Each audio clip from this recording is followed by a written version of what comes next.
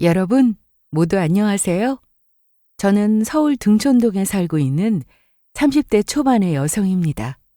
저는 얼마 전 TV 뉴스에나 나올 법한 엄청난 일을 경험했는데요. 다름 아닌 제가 바로 결혼 사기를 당할 뻔했었거든요. 저를 사랑한다고 했던 예비 남편이 예비 시모와 짜고 저에게 사기를 치려고 했던 거예요. 그것도 예비 시모와 예비 남편 모두 전문 사기꾼들이었죠. 그런 일들이야 뉴스나 인터넷 기사로 보기만 했지 막상 제가 직접 당하고 나니 처음에는 어떻게 해야 할지 모르겠더라고요. 그러나 저도 눈치채지 못했던 위기의 순간, 갑작스레 다시 만난 뜻밖의 인연으로 그 위기의 순간을 모면할 수 있었습니다. 그 인연이 아니었다면 아마 지금쯤 저는 그 사기꾼들에게 당해 제 인생을 망치고 눈물을 흘리며 후회하고 있을 줄 모릅니다. 전 사실 어렸을 적 고아로 자랐어요. 저에게 부모님이 없었던 것은 아니었지만 엄마는 제가 4살 때 교통사고로 일찍 돌아가셨고 그나마 있던 아빠도 엄마가 돌아가시자 매일 술에 의지해 사셨거든요. 그래서 아빠는 알코올 중독에 빠져 저를 제대로 돌보지 못하셨죠. 그냥 일을 하고 퇴근하시고 들어오면 제가 먹을 크림빵이랑 라면을 사오셨는데 전 매일 끼니를 그걸로 때우며 버텼던 것 같아요. 그리고 엄마 사진을 붙잡고 매일 술을 드시며 괴로워하는 아빠를 보며 괜히 제가 죄인이 된 것처럼 눈치를 보며 자라야 했고요. 하지만 아빠와 함께 사는 그 시간도 그리 오래가지는 못했습니다. 그때가 제가 7살 정도 되었을 때인데 그날도 아빠는 퇴근하고 어김없이 술을 잔뜩 드시고 주무셨는데 그 다음 날 일어나지 못하셨거든요. 아무리 불러도 미동도 없는 아빠를 보며 그때 제가 얼마나 울었는지 모릅니다. 그리고 그 후에 저는 친할머니 손에 의해 키워졌습니다. 그래도 그때는 비록 가난하긴 했지만 저를 제대로 돌봐주고 사랑해 주시는 할머니가 있어서 너무너무 행복했어요. 할머니랑 반찬 하나, 찌개 하나에 밥을 먹어도 그게 얼마나 맛있었는지 몰라요. 그러나 제 운명은 늘 놀리는 것처럼 저에게 사랑을 주시던 할머니는 제가 초등학교에 입학하고 3학년이 되었을 때 다시는 볼 수 없는 먼 곳으로 떠나셨습니다.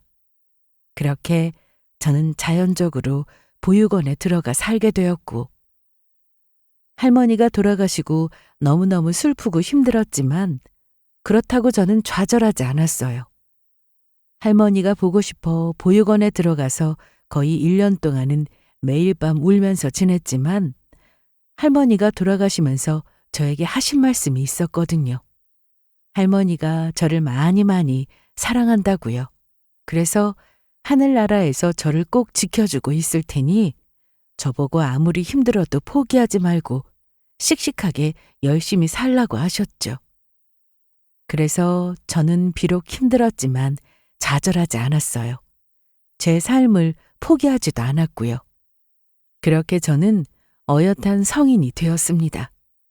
고아로 자라서 기댈 곳 하나 없는 세상이었지만 씩씩하게 살아야 한다는 할머니의 말을 기억하며 정말 열심히 살았던 것 같아요. 그래서 처음 고등학교를 졸업하고 저는 백화점에 취직을 하게 되었고 그곳에서 성실히 일하며 돈을 모았습니다. 그리고 어느 정도 돈을 모으고 직장을 나와서 저는 분식집에 취직해 직원으로 일을 하기 시작했습니다. 사실 제 꿈이 작게 김밥 가게를 차리는 거였거든요. 어차피 제가 나이가 들면 회사도 관둬야 하고 그러면 제가 나이가 들어서도 할 수 있는 직업이 뭐가 있을까 생각했는데 우리나라 사람들이 가장 많이 먹는 음식 중에 하나가 김밥이니 김밥 가게를 차리면 딱이다 싶었죠. 제가 자주 갔던 김밥 가게만 해도 사장님이 60이 넘는 여자 사장님이어서 나이 들어서도 얼마든지 할 수 있겠다 싶었어요. 그렇다고 그 일을 쉽게 봤던 것은 결코 아니었습니다. 무슨 일이든 성공하려면 그만한 대가가 따른다는 걸 힘들게 고아로 자란 제가 가장 잘 알고 있었으니까요. 그래서 저는 분식집에서 일하면서 식당을 운영하는 방법이랑 김밥과 함께 라면이나 쫄면 같은 다른 메뉴들을 어떻게 만드는지 배우며 열심히 일했습니다. 제가 27살이 되던 해, 그동안 열심히 일하면서 모은 돈으로 마침내 제 가게를 오픈하게 되었고요. 초반에 자리를 잡는 게 힘들긴 했지만 나이 든 어르신들이랑 또 젊은 친구들이 좋아할 만한 여러 가지 김밥 메뉴를 만들면서 동네에서 나름 잘 나가는 김밥 가게를 만들었습니다. 그렇게 자리를 잡고 나니 제 나이도 30대 초반이 되어 있었고 이만하면 잘 살아왔다 싶었습니다. 그리고 저에게도 어느 정도 마음의 여유가 생기니 뜻하지 않게 사랑이 찾아왔습니다. 저희 김밥 가게에 자주 찾아오던 남자 손님이 있었는데 처음에는 저희 가게에 들러서 김밥을 몇 번 사 먹고 가더니 어느 순간부터 매일 찾아와서 저희 가게 김밥을 사 먹기 시작했던 겁니다. 그것도 매번 올 때마다 김밥 2줄을 사 먹고 갔어요. 그래서 저는 그 남자 손님을 보며 김밥을 정말 많이 좋아하나 보다 싶었어요. 매일 얼굴을 보다 보니 서로 안면을 트게 되었고 조금씩 대화를 나누는 사이가 되었죠. 그러던 어느 날 저에게 아주 예상치 못한 일이 생깁니다. 가게 장사라는 게 해본 사람은 다 경험해 본 것이겠지만 가게 와서 일부러 트집을 잡으며 문제를 일으키는 진상 손님이 가끔 있기 마련이었거든요. 그래서 골치 아픈 경우가 종종 생기기도 하고요. 그날도 저는 어김없이 바쁘게 주문을 받으며 열심히 김밥을 말고 있었는데 술에 거하게 취한 어떤 중년 남자 손님이 들어왔던 겁니다. 그리곤 한쪽에 자리를 잡고 앉더니 큰 소리로 말하기 시작했어요. 야, 여기 김밥 한 줄 내와. 배고프니까 당장 김밥 가지고 오라고. 취한 중년 손님의 모습에 제 일을 도와주던 젊은 직원은 당황하고 말았고 어떻게 해야 할지 쩔쩔매고 있었습니다. 저희 가게는 음식을 주문하면 선불 결제를 해야 하는데 취한 중년 손님이 무서워 보이니 직원도 그 말을 차마 못하고 있던 거예요. 그래서 안 되겠다 싶어서 김밥을 말던 제가 나와서 중년 손님에게 이야기했어요. 손님, 저희 가게는 음식 주문하려면 선불이고요. 저기 보이는 키오스크 가셔서 먼저 주문하셔야 합니다. 하지만 중년 남자는 제 말에 도리어 버럭 화를 내며 갑자기 난동을 부렸습니다. 손님이 가지고 오라면 가지고 올 것이지 뭔 말이 많아. 진짜 한번 나한테 매운맛 좀 보고 싶어서. 손님, 그게 아니고 김밥을 드시고 싶으면 저희 가게는 선불이니 먼저 키오스크에서 주문해서 결제하시라는 거예요. 아니면 현금으로 결제하실 생각이면 잔돈을 거슬러 드릴 테니 현금으로 결제 따로 하시고요. 야, 너가 여기 사장이야? 사장이라는 곳이 나이도 어려서 손님한테 바락바락 대들기나 하고 영 싸가지가 없네. 그래봤자 쥐꼬리만한 구멍가게 나는 주제 더럽게 잘난 척이야. 손님, 정말 이러실 건가요? 자꾸 저희 가게 영업하는데 방해하시면 저 경찰에 신고할 수밖에 없습니다. 손님한테는 저희 가게 음식 팔 생각 없으니까 그만 나가주세요. 아니면 저 진짜 경찰 부르겠어요? 뭐 경찰? 너 내가 누군 줄 알아? 이것들이 좋게 좋게 봐주려니까 사람을 바보로 하나? 그리곤 중년 손님은 갑자기 자신이 앉아있던 테이블 위에 물건들을 엎어버렸습니다. 그래서 제가 정말로 경찰에 전화를 걸어 신고하려고 하자 중년 손님이 저에게 달려들어 손찌검을 하려고 했던 거예요. 그런데 그때 생각지도 못한 사람이 등장했습니다.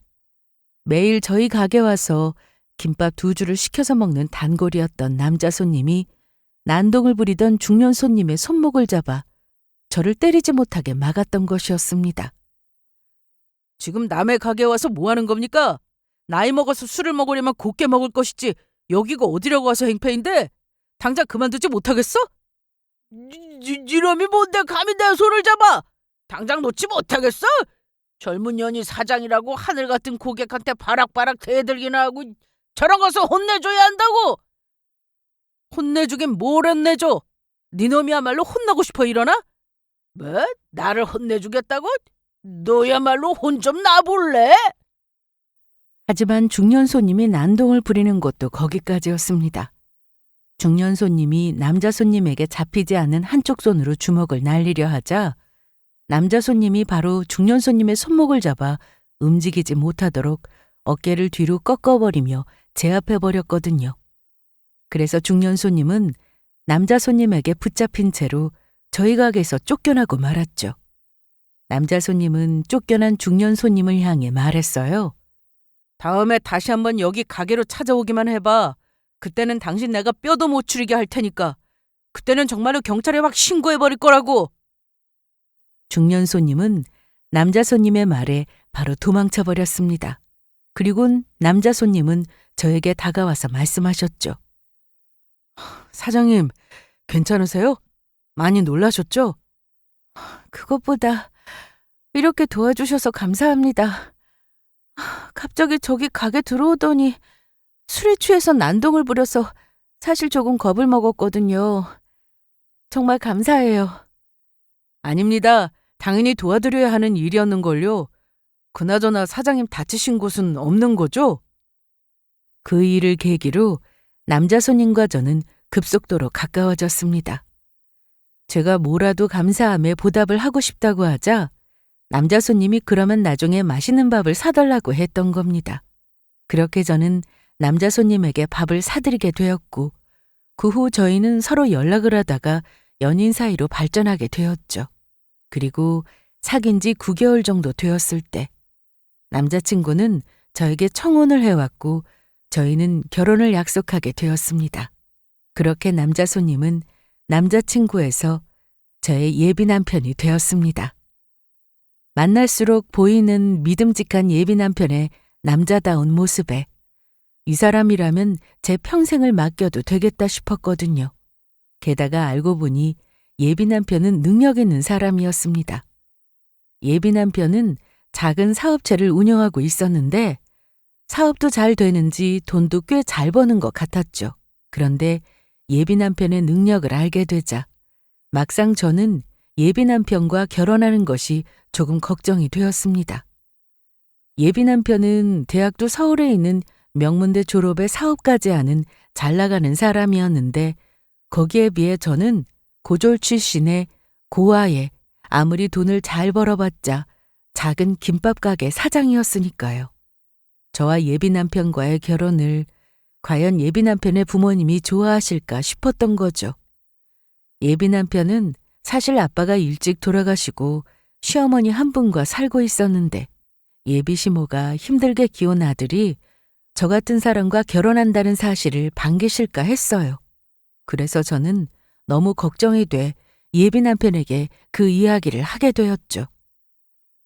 자기야, 그런데 어머니가 과연 나를 마음에 들어 하실까? 내가 자기에 비해 너무 부족한 사람이라 그게 너무 걱정이 돼. 걱정이 되긴 뭐가 걱정이 돼, 자기야. 그런 건 절대로 걱정하지 마. 우리 엄마 사람 조건이나 배경 같은 거로 평가하시는 분 절대로 아니라고. 그리고 자기가 어때서? 그 나이에 혼자 힘으로 어엿한 김밥 가게 사장님까지 되었는데 그보다 멋진 일이 어디 있어? 내가 저번에도 말했지만 우리 엄마한테 자기 이야기하니까 엄청 좋아하셨다니까? 자기도 우리 엄마 만나보면 자기를 얼마나 마음에 들어 하시는지 알게 될 거야. 예비 남편의 말에 저는 용기를 얻어 시댁에 인사를 드리러 가게 되었습니다. 그런데 예비 남편 집은 제가 생각했던 것보다 더 잘 사는지 아주 집도 으리으리하더라고요. 게다가 예비 시모는 예비 남편의 말처럼 저를 굉장히 환대해 주셨어요. 아이고, 예쁜 우리 예비 며느리 왔네. 세연아, 어서 오거라. 우리 아들한테 말로만 들었지 이렇게 보니 정말 반갑구나. 예, 어머니, 저도 만나 뵙게 되어 정말 좋네요. 어머니, 앞으로 잘 부탁드립니다. 잘 부탁드리긴. 나는 그 뭐냐, 며느리 시집살이 시키는 그런 이상한 시어머니 아니니까 너희들이 잘 살기만 하면 돼. 다른 건 아무것도 바라는 거 없어. 그나저나 우리 예비 며느리 보니까 내가 너무 기분이 좋네. 아주 날아갈 것 같아. 그때까지는 예비 남편이나 예비 시모의 행동이 이상한 점을 전혀 찾지 못했습니다. 그냥 이렇게 따뜻하고 좋은 사람들이 제 가족이 된다는 것이 저에겐 그저 너무 행복하고 좋기만 했습니다. 하늘에 계신 저희 할머니가 지금 모습을 보면 얼마나 뿌듯하고 행복해 하실까 그 생각만 들었어요. 그러나 이상한 일이 시작된 것은 바로 그 후부터였습니다. 저는 고아의 부모님도 없고 이미 시어머니에게 인사도 드렸으니 따로 상견례 같은 건 안 해도 된다고 생각했거든요. 그런데 예비 시모 말이 제가 부모님이 없으니 상견례는 못해도 좋은 식당으로 데리고 가 꼭 밥 한 끼 먹이고 싶다고 하는 거였어요. 그래야 하늘에 있을 저희 부모님이나 할머니도 안심하고 좋아하실 거라고요. 그때는 예비 시모나 예비 남편의 시커먼 속내도 모르고 그저 저를 이렇게까지 챙겨주나 싶은 마음에 감동해서 눈물이 나올 뻔했었죠. 그때는 정말로 예비 시모가 늙어서 돌아가실 때까지 내가 잘 모셔야겠다는 생각까지 했으니까요. 그 모든 행동들이 저를 배신하기 전 자신들을 믿게 만들기 위한 계획된 행동이었는지도 모르고요. 하지만 예비 남편과 예비 시모에 대한 믿음이 와장창 깨진 것은 예비 시모와 예비 남편과 함께 식당에 가고부터였습니다. 그때는 정말 하늘이 무너지는 기분이었죠. 그것도 처참하게요. 식당은 예비 시모가 예약해서 가게 된 곳이었는데 상견례 장소로 유명한 고급 식당이었어요. 그 자리가 상견례 대신한 자리에다가 예비 시모와 처음 외식하는 식사 자리이니 괜히 긴장이 되더라고요. 그래서 저도 모르게 조금 긴장한 채로 예비 시모와 예비 남편과 함께 밥을 먹는데 음식을 나르는 여성 종업원 중 한 명이 왠지 모르게 얼굴이 낯이 익는 거였습니다. 더욱이 그 여성 종업원이 유독 저에게 친절했었는데 그래서 얼굴이 낯이 익은 느낌이 드는 건가 하고 특별히 신경 쓰지 않았습니다. 하지만 그 후 일어난 일은 제가 전혀 예상 못했던 일이었어요. 예비 남편과 예비 시모와 함께 밥을 먹고 식당에서 나가려고 하는데 저에게 친절했던 여자 종업원이 예비 남편과 예비 시모가 화장실로 들르겠다며 먼저 나간 사이 몰래 저에게 다가와 술맛이 쪽지를 건네줬던 겁니다. 세연아, 나 너랑 같은 보육원에 다녔던 친구인데 기억 안 나니? 너한테 꼭 해줄 말이 있어. 내가 너한테 말 시켰다는 사실은 네 시어머니랑 남자친구는 절대 몰라야 해. 내가 주는 쪽지 나중에 너 몰래 꼭 읽어봐. 너한테는 너무너무 중요한 일이라서 그래. 네 시어머니랑 남자친구 오기 전에 나는 먼저 가볼게. 너랑 나랑 아는 사이라는 거 두 사람에게 절대 비밀이다. 그렇게 여자 종업원은 이상한 말을 남기고 예비 시모와 예비 남편이 오기 전에 재빨리 자리에서 도망쳤습니다. 저도 그때 여자 종업원이 하는 말이나 행동이 심상치가 않아 쪽지를 재빨리 제 핸드백에 숨겼고요. 예비 시모와 예비 남편이 화장실에서 나왔을 때는 아무렇지 않은 척 재빨리 웃어 보였습니다. 예비 시모와 예비 남편이 자기네 집에 가서 차를 한 잔 마시고 가자는 권유에도 저는 컨디션이 좋지 않아서 쉬어야 할 것 같다며 바로 헤어졌고요. 그렇게 집에 도착하자마자 황급히 여자 종업원이 저에게 줬던 쪽지를 핸드백에서 꺼내 확인하게 되었습니다. 그리고 쪽지에 담긴 내용을 보고 저는 정말로 화들짝 놀라고 말았죠. 세연아 안녕? 네가 날 아직 기억할지 모르겠지만 나 너랑 같이 보육원에서 자란 지은이야. 우리 보육원에서 불렀을 때 네가 살려줬던 그 박지은. 세연아, 너 시어머니랑 남자친구 절대 믿으면 안 돼. 그 두 사람 결혼으로 사람 등쳐먹는 사기꾼들이라고. 우리 자세한 이야기는 만나서 하자. 내가 내 전화번호 남길 테니까 언제든지 연락 줘. 그러면 네 연락 기다리고 있을게. 친구의 말에 저는 눈앞이 깜깜해지는 것 같았습니다. 저의 평생 가족이 될 거라 믿었던 사람들이 사기꾼이었다니. 그것도 결혼으로 사람을 속여서 돈이나 가로채는 사기꾼이요. 그리고 저는 낯이 익었던 여자 종업원이 누구였는지도 그제야 알 수 있었습니다. 제가 보육원에서 생활했을 무렵 저랑 가장 친했던 단짝 친구나 다름없었던 친구였어요. 그때 지훈이란 친구랑 친해졌던 계기는 쪽지에 나와 있던 대로 제가 친구의 목숨을 살려준 것의 계기였습니다. 보육원에서 잠을 자고 있었는데 주방 쪽에 설치했던 멀티탭에서 불이 나서 큰일 날 뻔했던 적이 있었거든요. 불이 났었을 때가 늦은 밤이라 다들 잠을 자고 있어 불이 번지는 것도 몰랐고요. 불이 났다는 소리에 보육원에 있던 사람들은 자다가 놀라서 밖으로 나오고 있었는데 불은 삽시간에 번진 상태라 연기도 많이 나고 눈앞이 잘 보이지 않아 밖으로 나가는 것이 매우 힘든 상황이었어요. 그런데 제가 도망가던 1층 내려가는 계단에 지은이란 친구가 연기를 너무 많이 마신 것인지 쓰러져 있더라고요. 평소 몸이 조금 약하기도 했고요. 그래서 저는 그런 친구를 부축해 밖으로 나왔고 그렇게 친구의 생명을 제가 살리게 되었습니다.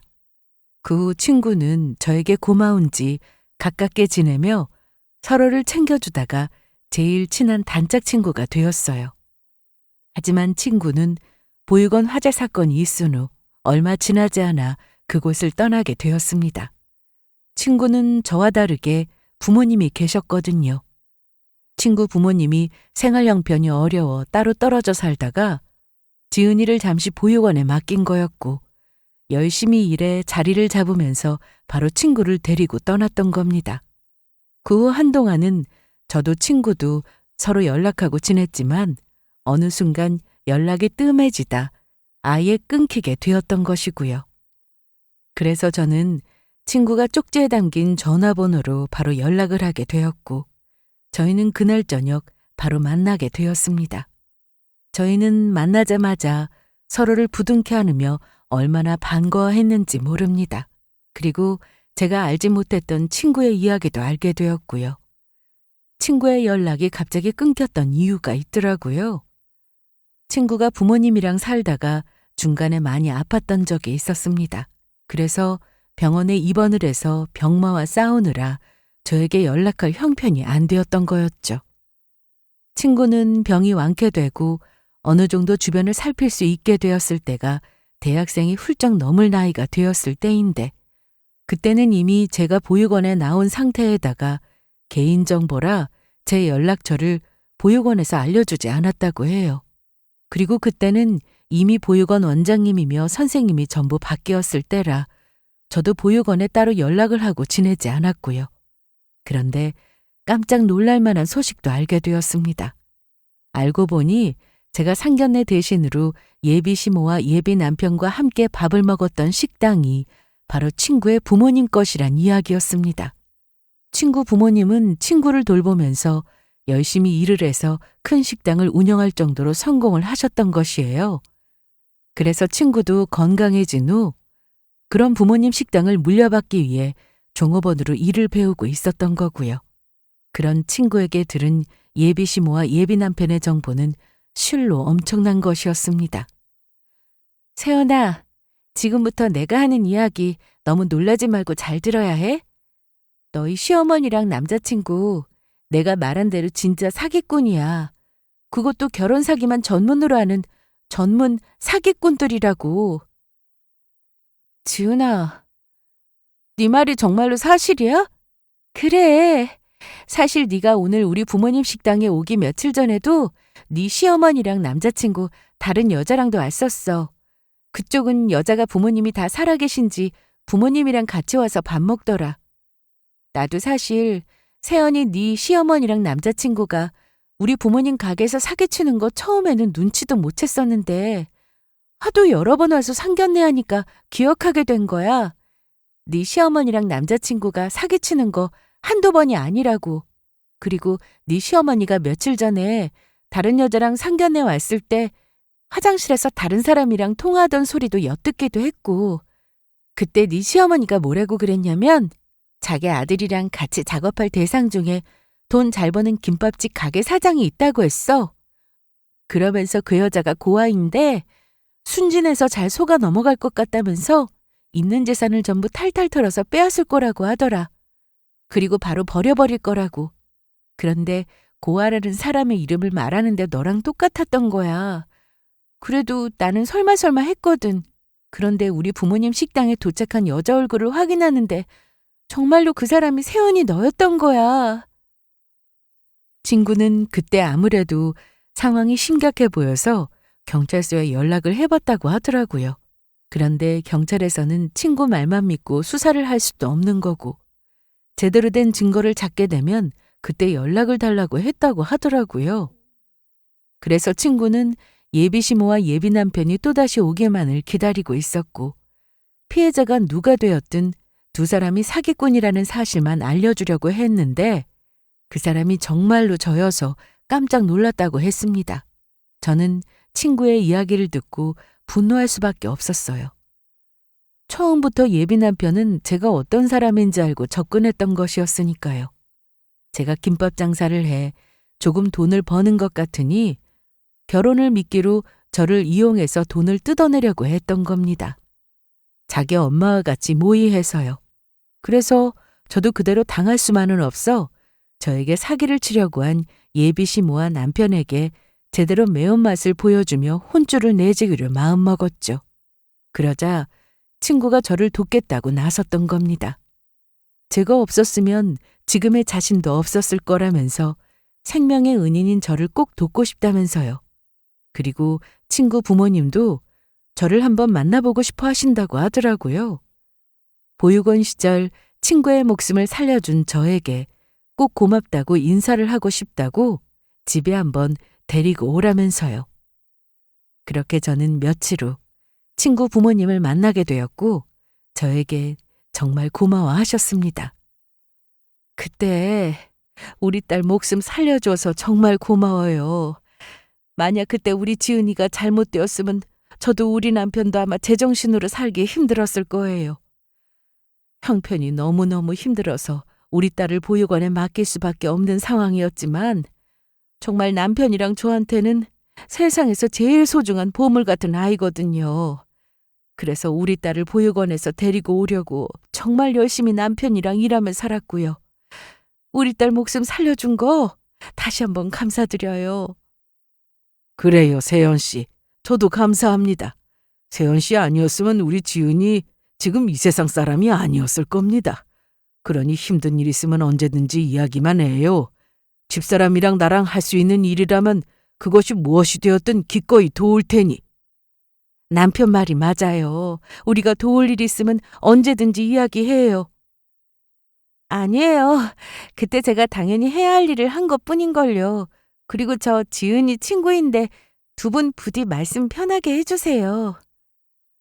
괜찮다는 제 말에도 친구 부모님은 제 두 손을 꼭 붙잡고 고맙다며 여러 번 인사를 하셨습니다. 친구 부모님은 제가 생각했던 것보다도 더 인자하고 좋으신 분들이었습니다. 그러다 보니 저는 그날 친구네 집에서 밥을 먹으며 제 사정에 대해 이야기를 드리게 되었고 당연히 두 분도 저희 예비 시모와 예비 남편의 일을 저에게 들어 알게 되었습니다. 그러자 친구 부모님은 제 사정을 듣더니 친구와 함께 저를 기꺼이 돕겠다고 나오시더라고요. 제가 사기꾼들에게 결혼 사기를 당할 뻔했다는 사실을 알자 무엇이든 도울 테니 필요하면 이야기하라면서요. 그래서 저도 일단 알겠다고 말하며 감사하다고 말씀드렸습니다. 도움이 필요하게 되면 꼭 말씀드리겠다고 했고요. 그리고 저는 탐정사무소에 연락해 예비 시모와 예비 남편에 대한 뒷조사를 시작하게 되었습니다. 그랬더니 친구의 말처럼 예비 시모와 예비 남편에게 사기를 당했던 피해자가 한둘이 아니었던 겁니다. 결혼을 빌미로 이미 여러 여성들에게서 재산을 가로챘었습니다. 더군다나 두 사람에게 당한 피해자들은 하나같이 전문 직종에서 일을 하거나 사업이나 장사를 해서 돈을 벌어 자수성가한 여성들로 어느 정도 재산을 가지고 있는 사람들이었어요. 더욱 기가 막혔던 것은 제가 처음 인사드리러 갔던 시댁 집도 남편 집이 아닌 예비 시모와 예비 남편이 사기친 여성에게서 얻은 신혼집 중 하나였던 거고요. 게다가 제 가게에 와서 술에 취해 난동을 부렸던 중년 남자 손님도 예비 시모와 예비 남편을 도와주었던 한패였던 겁니다. 예비 남편의 학력이나 직업도 전부 가짜이고요. 그래서 저는 바로 예비 시모와 예비 남편에게 복수할 계획을 세우게 됩니다. 그리고 예비 시모와 예비 남편에게 복수하는데 아무래도 친구와 친구 부모님이 도움이 필요할 것 같아 정말로 부탁을 드리게 되었어요. 친구 부모님도 흔쾌히 도와주겠다고 하셨죠. 하지만 그 사실을 알 리 없는 예비 시모와 예비 남편은 기어이 제 앞에서 본색을 드러내기 시작했습니다. 어느 날인가 예비 시모와 예비 남편이 저에게 중요한 할 말이 있다면서 카페에서 만나자고 하더니 바로 돈 이야기를 꺼냈던 겁니다. 세연아, 우리가 이렇게 너를 보자고 한 것은 너에게 우리가 아주 좋은 기회를 주기 위해서다. 예? 어머니 좋은 기회라뇨? 무슨 좋은 기회요? 사실은 나도 이 말을 너한테 할까 말까 고민을 했었는데 너를 부자로 만들어줄 수 있는 일이라 내가 가만히 있을 수가 없지 않니? 언제까지 그 쥐꼬리만한 구멍가게에서 김밥이나 말고 있을 거야? 네가 그동안 김밥 말면서 모아둔 돈도 조금 될 것 같은데 너 그동안 모은 돈으로 한번 우리 아들 회사에 투자해보는 게 어떻겠니? 우리 아들이 이번에 아주 좋은 사업 아이템을 개발하게 되었는데 여기저기서 이미 소문을 듣고 우리 아들 회사에 투자를 하고 싶다고 하더라? 그런데 아무리 생각해봐도 다른 사람들이 투자하게 해서 돈을 벌게 하느니 어차피 우리 한 식구가 될 세연이 네가 우리 아들 회사에 투자해서 돈을 벌게 해주면 어떨까 하고 내가 생각이 들었던 거다. 그래서 아들 말로는 괜히 결혼 전에 그런 말 했다가 우리가 너한테 돈 뜯어내려고 거짓말한다고 오해할 수도 있다고 말리는 걸 그래도 이게 다 전부 세연이 너를 위한 일이니 말이라도 해보자 싶어서 그 얘기하려고 만나자고 한 거다. 세연이 네 생각은 어떠니? 우리 아들 회사에 투자해볼 생각 있어? 그래 자기야. 나도 조금 조심스럽긴 한데 우리 엄마 말대로 남 좋은 일 시키느니 자기가 정말 큰 부자 될 수 있는 좋은 기회니까 한번 고민해봐. 내가 자기가 투자한 돈 절대 안 까먹고 정확히 10배로 불려줄게. 예비 시모와 예비 남편의 말에 두 사람이 기어코 제 돈을 뜯어내려 한다는 걸 눈치챌 수 있었습니다.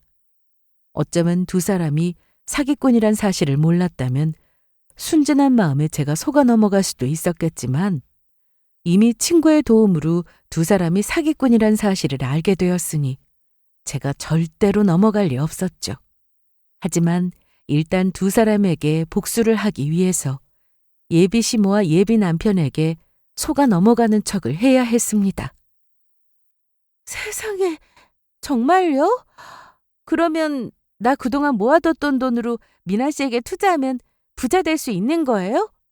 어머니, 너무 좋은 생각 같아요. 저 미나 씨 회사에 투자할래요.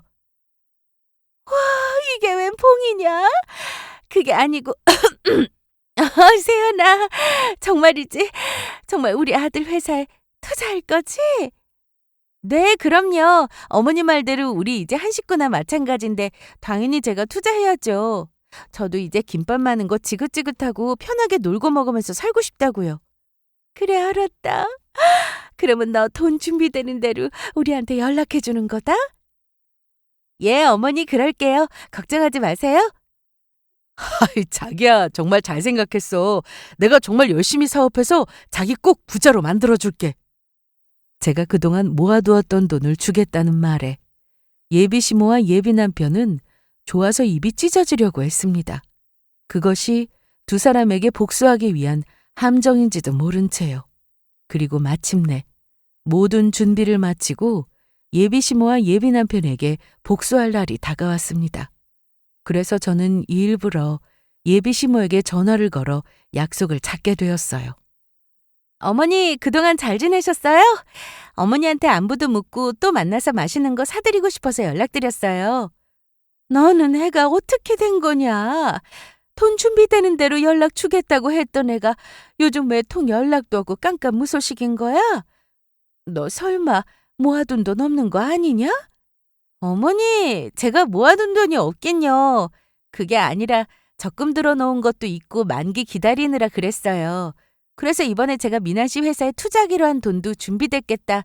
어머니랑 미난 씨 직접 만나서 맛있는 거 사드리면서 바로 거기서 통장으로 계좌 이체해드리려고 만나자고 했던 거예요. 세상에! 그게 정말이냐? 그러면 내가 어디로 가면 되니? 우리 아들이랑 어디로 갈까? 그러면 어머니 이틀 뒤에 제가 말한 식당으로 와주시겠어요? 우리 거기서 만나요. 알겠다. 우리 예쁜 예비 며느리. 그러면 그때 보자. 그리고 정확히 이틀 뒤 예비 시모와 예비 남편은 제가 말한 식당으로 나오게 되었습니다. 바로 친구 부모님이 하는 식당으로요. 저는 거기에서 모든 걸 끝낼 생각이었죠. 그리고 마침내 제가 친구와 친구 부모님의 도움으로 예약한 룸에서 예비 시모와 예비 남편을 만나게 되었습니다. 그런데 자기들이 사기치기 위해 매번 상견례 장소로 잡은 식당을 제가 약속 장소로 잡아서 만나자고 하니 예비 시모며 예비 남편이며 조금 당황한 것 같더라고요. 맛있는 거 사준다고 하더니 세연이 네가 만나자고 한 곳이 이곳이었냐? 예, 어머니. 그날 여기서 음식을 먹어봤더니 워낙 맛있어서 말이에요. 그래서 제가 여기서 만나자고 했던 거예요. 그런데 어머니, 미난 씨 제가 미리 음식 주문해놨는데 괜찮은 거죠? 그럼 어차피 자기가 오늘 우리 회사 투자해주기로 해서 만나자고 했는데 어떤 걸 먹든 무슨 상관이 있겠어? 그리고 그때 친구랑 친구 엄마가 룸 안으로 음식을 가지고 들어왔습니다. 그런데 예비 시모가 다급한지 저에게 말을 건네더라고요. 그나저나 세연아, 이왕 우리 아들 회사에 투자하기로 한 거 지금 돈 보내주면 어떻겠니? 이왕 밥 먹을 거 신경 쓸 거 없이 편하게 먹고 싶어서 그런다. 그래 자기야, 엄마 말대로 지금 바로 모바일 뱅킹으로 돈 싸주면 안 되는 거야? 두 사람 입에서 돈을 보내달라는 말이 나오는 순간 저는 이야기했습니다. 아니, 절대 그렇게 못하겠는데? 내가 그동안 고생해서 번 피 같은 내 돈을 너희 같은 인간들에게 줄 것 같아? 절대 못 준다고. 자기야, 갑자기 그게 무슨 말이야? 돈을 못 주겠다니. 그리고 엄마랑 나 같은 인간이 어떤 인간이라고 그렇게 함부로 말을 하는데? 세연이, 너 갑자기 왜 그러는 거냐? 뭐라도 잘못 먹었냐? 시어머니한테 너희라니? 애매협이 없이 자랐다고 지금 막 나오는 거냐? 막 나오는 건 너희들이겠지. 너희들이 말 안 하면 내가 모를 줄 알았어? 처음부터 내 돈 노리고 접근한 거였잖아. 사기꾼들. 사기꾼이라니. 지금 누구 보고 사기꾼이라고 하는 거냐? 그리고 언제 우리가 세연이 네 돈을 노리고 접근했다는 거냐? 엄마 말이 맞아. 자기는 어떻게 아무런 증거도 없이 그런 말을 할 수 있어. 자기가 뭔가 잊은 것 같은데 자기랑 나랑은 결혼하기로 약속한 사이란 말이야. 우리 엄마는 자기 시어머니 될 사람이고 그런데 그런 우리한테 사기꾼이라니 자기 말을 너무 함부로 한다. 아니긴 뭐가 아니야. 내가 그 증거를 똑똑히 보여줄까? 너희들 처음부터 사람 잘못 건드렸어. 여기 식당이 누구 건 줄 알아? 이 식당 나랑 가장 친한 친구 부모님이 하시는 식당이라고. 너희들 그것도 모르고 여기서 나 말고 다른 사기칠 여자 데려와서 여러 번 상견례 했다면서? 그거 여기 있는 내 친구랑 친구 어머님이 전부 봐서 기억하고 있다고. 그러자 이미 제가 예약한 룸에 들어와 음식 서빙을 하고 있던 제 친구와 친구 어머니가 저를 거들기 시작했습니다. 세연아, 네 말이 맞아. 세연이 네 시어머니 될 사람이란 저 미친 아줌마가 가게 화장실에서 너한테 사기쳐서 돈 뜯어낼 거라는 소리 내가 분명히 들어서 기억하고 있어. 너한테 있는 돈 탈탈 털어서 뜯어낸 다음에 버려버릴 거라고 했다고. 그리고 내가 저 인간들 여러 번 여자들 바꿔가며 데리고 와서 상견례하는 걸 얼마나 많이 목격했는데 우리 엄마도 여러 번 봤다고. 안 그래 엄마? 맞아. 나도 당연히 봤지. 저 사람들 세연이 너 우리 식당에 처음 오기 며칠 전에도 다른 여자랑 그 여자 부모님이랑 같이 와서 상견례까지 하고 갔다. 내 두 눈으로 똑똑히 봐서 기억하고 있어. 전부 들었지? 내가 너희들 가만두지 않을 거야.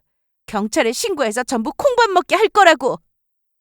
제 말에 예비 시모와 예비 남편은 깜짝 놀라더니 얼굴이 하얗게 질려서는 저에게 무릎 꿇고 빌기 시작했습니다. 세연아, 우리가 잘못했다. 그러니까 한 번만 우리 좀 봐주면 안 될까? 우리 이번에 들어가면 상습범이라 감방에 오래 있다가 나와야 한다고. 네가 우리가 한 짓 딱 한 번만 눈 감고 봐주면 진짜로 우리 아들이랑 결혼하게 해주마. 너 우리 아들 많이 좋아했잖아. 그래, 자기야. 이번 한 번만 눈 감아주면 내가 정신 차리고 자기랑 열심히 살게. 비록 내가 자기한테 사기치려고 접근했지만 나 정말로 자기 사랑하게 됐다고. 그러니까 내 순정을 짓밟지 말아줘. 순정 같은 소리하고 앉아있네. 이것들이 어디서 약을 팔고 있어? 네가 나를 사랑하게 됐기는 뭘 사랑하게 돼?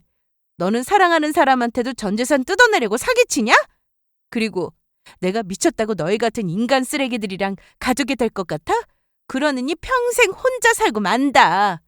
그러니까 어디 한번 교도소 들어가서 콩밥 좀 먹으면서 니들이 뭘 잘못했는지 반성하면서 살아. 그때였습니다. 예비 시모와 예비 남편이 돌변한 것은 제 말에 두 사람은 저에게 빌다 말고 벌떡 일어나 도망을 가려고 했던 겁니다. 하지만 두 사람은 한 발짝도 제 앞에서 도망칠 수가 없었습니다. 예비 시모와 예비 남편이 도망치려고 한 순간 여러 사람들이 룸 안으로 우르르 몰려들어 문을 막아버렸으니까요. 바로 예비 시모와 예비 남편에게 결혼 사기를 당한 피해자들이었죠. 제가 사실 탐정사무소에 의뢰해 예비 시모와 예비 남편의 뒷조사를 하면서 사기당한 피해자들에게도 우연치 않게 연락이 닿았거든요. 이미 두 사람에게 당한 피해자들은 예비 시모와 예비 남편을 잡기 위해 서로 연락을 주고받고 있었어요. 그래서 제가 그 피해자들을 예비 시모와 예비 남편이 있는 곳에 일부러 불렀던 겁니다. 두 사람 다 제대로 혼나보라고요. 예비 시모와 예비 남편을 본 사기를 당한 피해 여성분들이 두 사람에게 몰려들었습니다. 당신들 여길 어떻게 하긴 어떻게 왔겠냐? 네 두 모자 사기단이 여기 있다는 연락받고 왔지. 사기꾼들 이제야 만나네. 니들 사기쳐서 내 재산 뜯어가서 잘 살 것 같았냐? 저도 저 인간들한테 당했어요. 돈 다 뜯기고 버려졌다고요. 여러분, 이런 것들은 그냥 말로 해서는 안 됩니다. 제대로 매운맛 좀 보여주자고요. 저 두 인간들 아작을 내고 같이 콩밥 먹으렵니다. 그렇게 말이 끝난과 동시에 피해자들이 예비 시모와 예비 남편의 머리채를 잡아뜯으며 정말로 먼지가 나도록 두 사람을 패기 시작했습니다. 그러자 예비 시모와 예비 남편의 얼굴에 코피가 흐르기 시작했죠. 그리고 그때 매우 웃긴 상황이 벌어졌는데 친구랑 친구 엄마가 저 대신 복수를 해주겠다면서 예비 시모와 예비 남편이 피해자들에게 정신없이 맞는 사이 은근슬쩍 끼어들어 제대로 두 사람의 머리채를 잡아 머리에 땜빵이 생기도록 잔뜩 꺼들어놨던 것이었어요. 그리고 친구랑 친구 엄마가 자리에서 물러났을 때쯤 예비 시모와 예비 남편을 잡기 위해 경찰들이 들이닥쳤습니다. 이미 예비 시모와 예비 남편에게 당한 피해자들이 두 사람을 고소해 지명수배가 내려진 상태였거든요. 그래서 저는 예비 시모와 예비 남편을 만나기 며칠 전에 예비 시모와 예비 남편의 사건을 맡은 담당 형사에게 연락을 해 두 사람을 만날 장소를 알려준 상태였고 경찰관님들은 식당 주변에서 잠적하고 있다가 예비 시모와 예비 남편이 식당에 들어가는 걸 확인하고 잡으러 왔던 겁니다. 예비 시모와 예비 남편은 제가 신고해 경찰까지 나타날 줄 몰랐던 건지 정말 화들짝 놀라며 피해자들에게 맞은 와중에도 도망가려 했습니다. 결국 바로 잡혀서 수갑이 채워진 상태로 경찰서로 끌려가긴 했지만요. 그리고 경찰관님들에게 붙잡혀가는 예비 시모와 예비 남편을 보며 피해자분들은 모두 박수를 치며 환호했습니다. 그 상황에서 눈물을 흘리는 건 예비 시모와 예비 남편뿐이었죠. 두 사람이 잡힌 후에야 저도 안도의 한숨을 내쉴 수 있었고요. 그리고 결국 두 사기꾼 모자는 콩밥을 먹게 되었습니다. 물론 저희 가게를 찾아와 행패를 부린 중년 남자도 같이요. 두 사기꾼 모자는 정말로 잘못을 많이 저질렀던 것인지 가중처벌이 되면서 오랫동안 세상 밖으로 나오긴 힘들 거라고 담당 형사님이 말씀해 주시더라고요. 두 사기꾼 모자에게 당한 피해자들도 제가 두 사람을 잡을 수 있게 도와줘서 고맙다고 연락을 해왔고요. 그리고 형사님이 취조하면서 알게 된 사실인데 이미 예상은 했던 거지만 두 사기꾼 모자는 제가 김밥 장사로 이미 어느 정도 재산을 가지고 있다는 사실을 알고 일부러 접근을 했다고 하더라고요. 그리고 친구네 부모님 식당에 두 사기꾼 모자가 여러 피해자 여성을 데리고 올 수 있었던 것은 저처럼 두 사람에게 당한 지 얼마 안 돼 두 사람이 사기꾼이란 사실을 몰라서 아직 신고한 사람이 없어서 그랬던 것이었고요.